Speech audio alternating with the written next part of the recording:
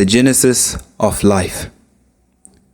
In the beginning, before all time, was the Word, Christ, and the Word was with God, and the Word was God himself.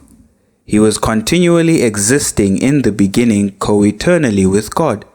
All things were made and came into existence through him, and without him not even one thing was made that has come into being.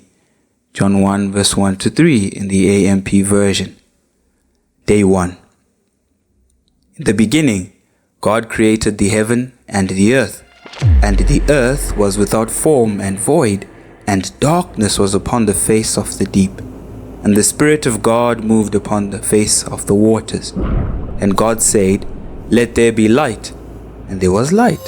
And God saw the light, that it was good. And God divided the light from the darkness. And God called the light day, and the darkness he called night. And the evening and the morning were the first day. Day 2. And God said, "Let there be a firmament in the midst of the waters, and let it divide the waters from the waters."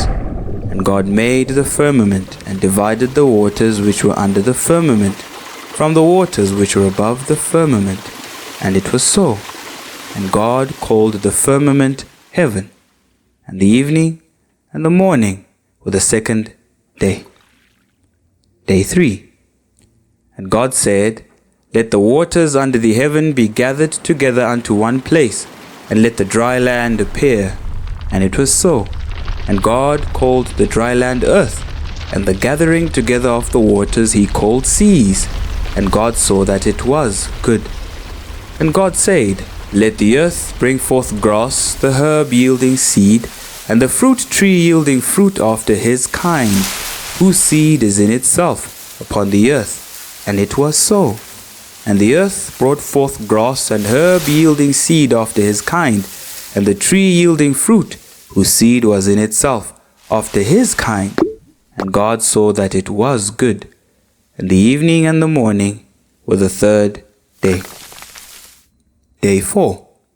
And God said, "Let there be lights in the firmament of the heaven to divide the day from the night, and let them be for signs and for seasons and for days and years, and let them be for lights in the firmament of the heaven to give light upon the earth." And it was so. And God made two great lights, the greater light to rule the day, and the lesser light to rule the night. He made the stars also.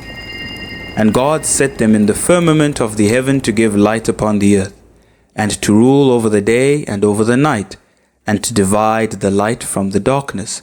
And God saw that it was good. And the evening and the morning were the fourth day. Day 5.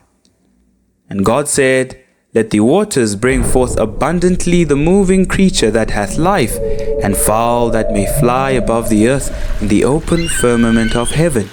And God created great whales and every living creature that moveth, which the waters brought forth abundantly, after their kind, and every winged fowl after his kind.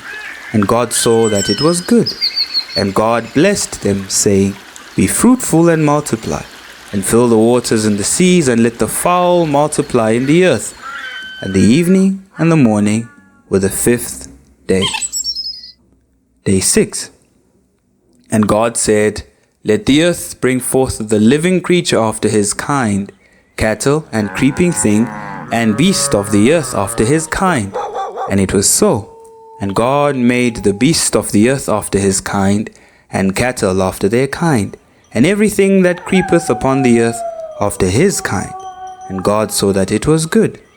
And God said, "Let us make man in our image, after our likeness, and let them have dominion over the fish of the sea, and over the fowl of the air, and over all the cattle, and over all the earth, and over every creeping thing that creepeth upon the earth." So God created man in his own image. In the image of God created he him. Male and female created he them. And God blessed them, and God said unto them, "Be fruitful and multiply, and replenish the earth, and subdue it, and have dominion over the fish of the sea, and over the fowl of the air, and over every living thing that moveth upon the earth." And God said, Behold, I have given you every herb bearing seed, which is upon the face of the earth, and every tree in the which is the fruit of a tree yielding seed. To you it shall be for meat, and to every beast of the earth, and to every fowl of the air, and to everything that creepeth upon the earth, wherein there is life, I have given every green herb for meat. And it was so. And God saw everything that he had made, and behold, it was very good. And the evening and the morning were the sixth day. Genesis 1 verse 1 to 31. Day 7. The Blessed Sabbath.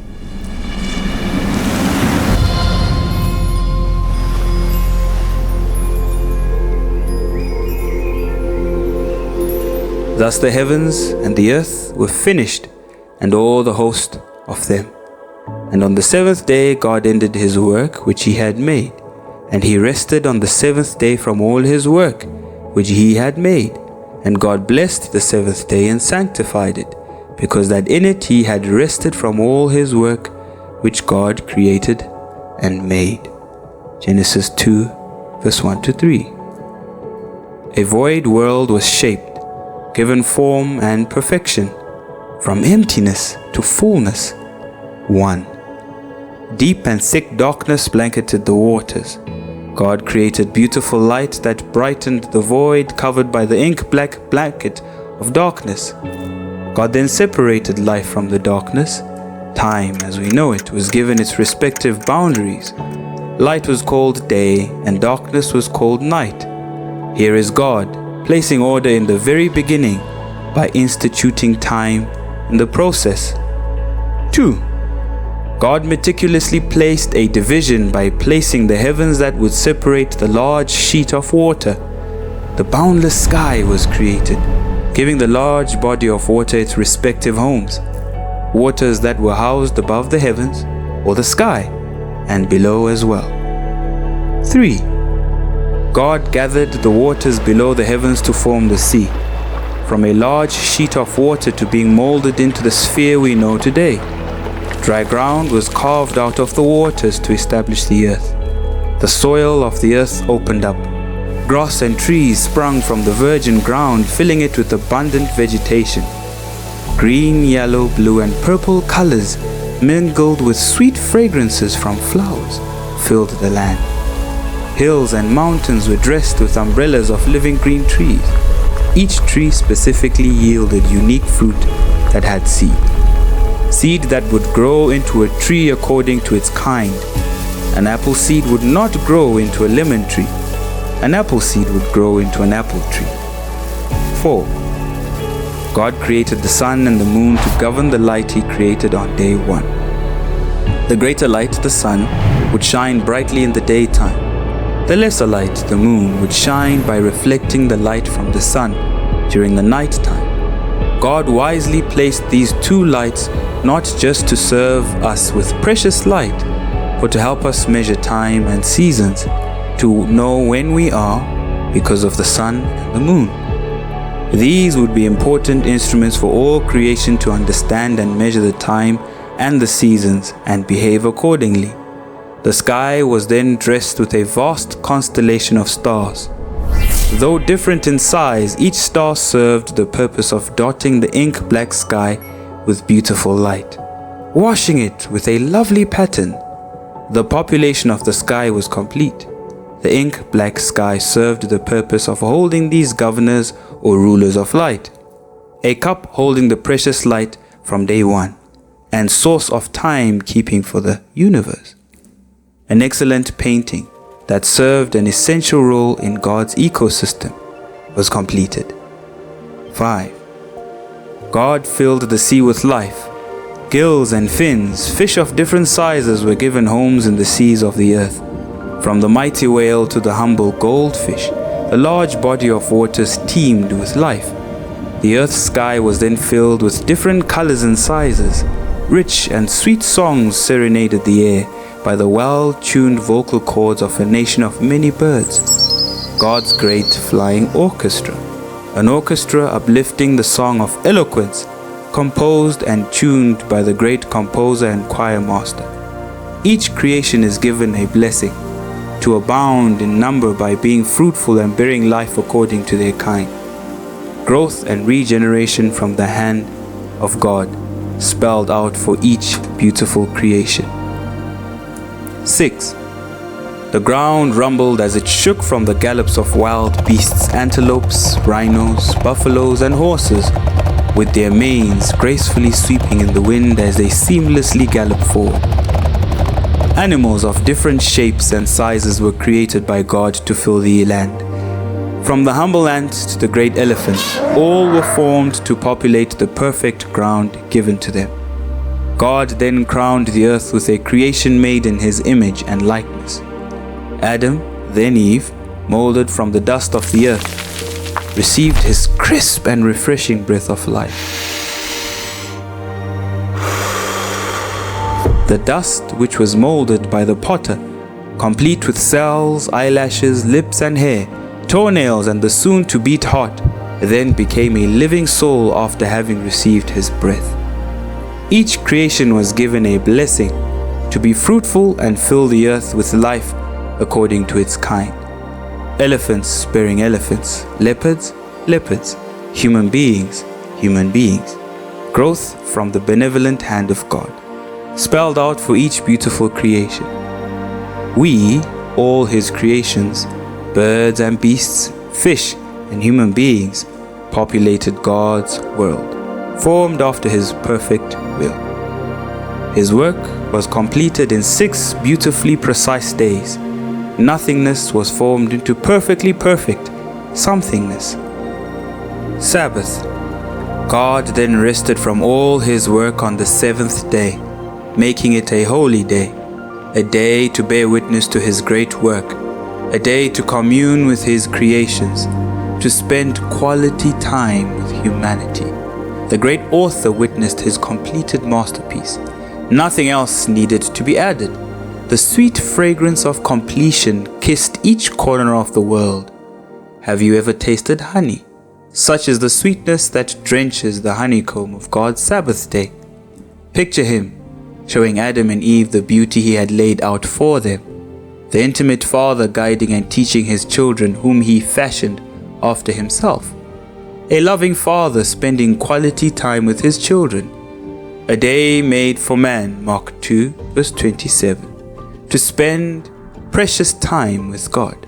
A day in which he was refreshed by the work of his hands and tenderly sought to be close to mankind. The author of the universe, who inscribed man from dust, blessed his crowning creation with a special day set apart for his purpose. Also the sons of the strangers that joined themselves to the Lord, to serve him and to love the name of the Lord, to be his servants, every one that keepeth the Sabbath from polluting it, and taketh hold of my covenant. Even them will I bring to my holy mountain, and make them joyful in my house of prayer. Their burnt offerings and their sacrifices shall be accepted upon mine altar. For mine house shall be called an house of prayer for all people. Isaiah 56 verse 6 and verse 7. This is the genesis of life from our Creator, brought into existence by our orderly God, who is literally our life and our everything. The heavens declare the glory of God, and the firmament sheweth his handiwork. Psalm 19 verse 1. And Psalm 95 verse 1 to 10 says, O come and let us sing unto the Lord. Let us make a joyful noise to the rock of our salvation. Let us come before his presence with thanksgiving, and make a joyful noise unto him with psalms. For the Lord is a great God and a great King above all gods. In his hand are the deep places of the earth. The strength of the hills is his also. The sea is his, and he made it, and his hands formed the dry land. O come, let us worship and bow down. Let us kneel before the Lord our Maker. For he is our God, and we are the people of his pasture, and the sheep of his hand. Today, if ye will hear his voice, harden not your heart as in the provocation, and as in the day of temptation in the wilderness, when your fathers tempted me, proved me and saw my work. 40 years long was I grieved with this generation, and said, It is a people that do err in their heart, and they have not known my ways.